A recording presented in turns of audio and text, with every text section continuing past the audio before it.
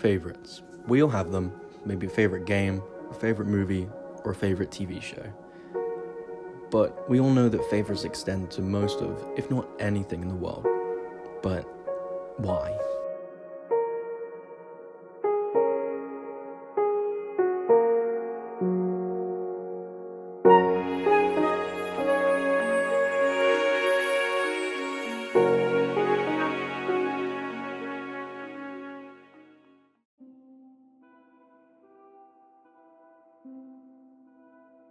Before the why, we need to actually establish what a favorite is. So, what is a favorite?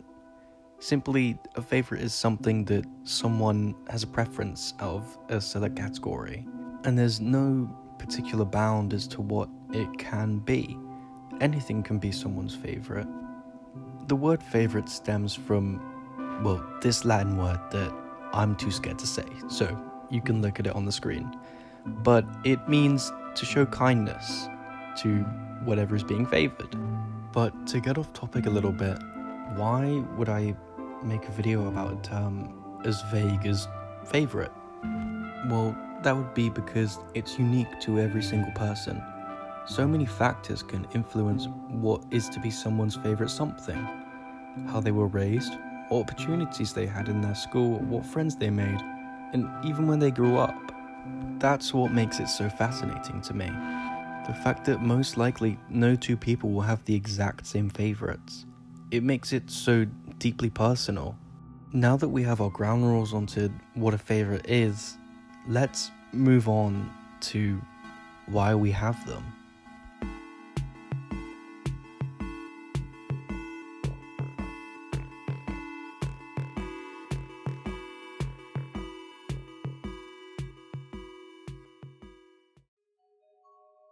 The answer is efficiency. If your brain wants to make a decision on a food, it will go to one you've had multiple times and enjoyed to save on the energy of making a decision over and over again. Of course, that's the boring answer. Now we can move on to the one that actually made me smile when I discovered it. After reading an article, of course. You know, I'm not a scientist. The other reason why is purely being happy. Things that make you happy.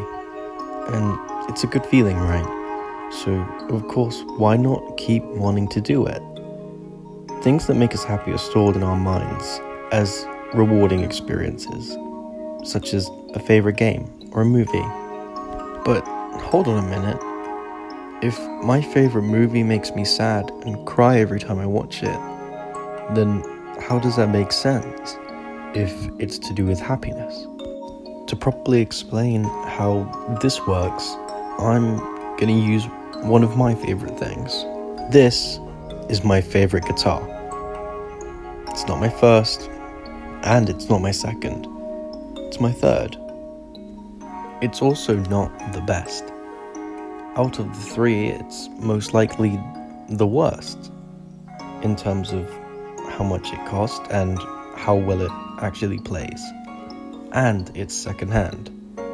But the thing is, this is the only one that I picked and bought myself. The other two were gifts. And I just think there's something special about that I have a connection to this specific guitar. And that's what draws it to me as my favorite, because it has sentimental value to me. My point is that you can have a favorite based off of something that has significant sentimental value. I'm willing to bet that if you think of a few of your favorite objects or items, you would be able to assign some sort of sentimental value to at least a few of them, but not just because they're your favorites. That's paradoxical. But I know not everyone plays the guitar. But most people now do play games.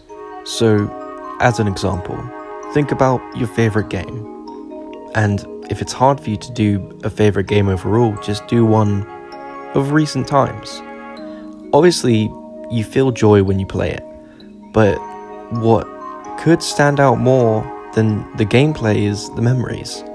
The first time you played it, the first achievement, or even the first time you beat it. These memories that hold sentimental value can trigger you to place it as one of your favorites. And with all that said, there's still one more or two more things that I'd like to say before this video ends.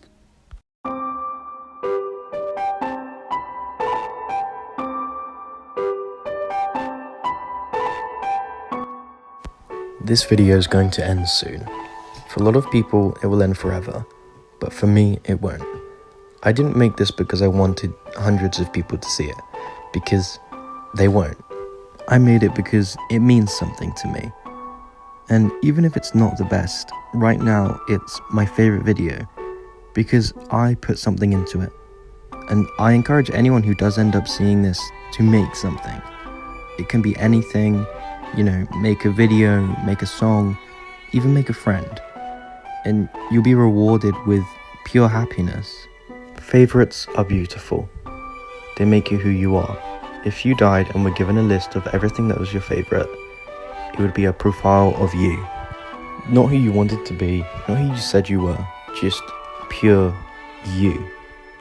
Make memories, live life to the fullest, and of course, think about your loved one's favorites, and I'm sure you will find a smile.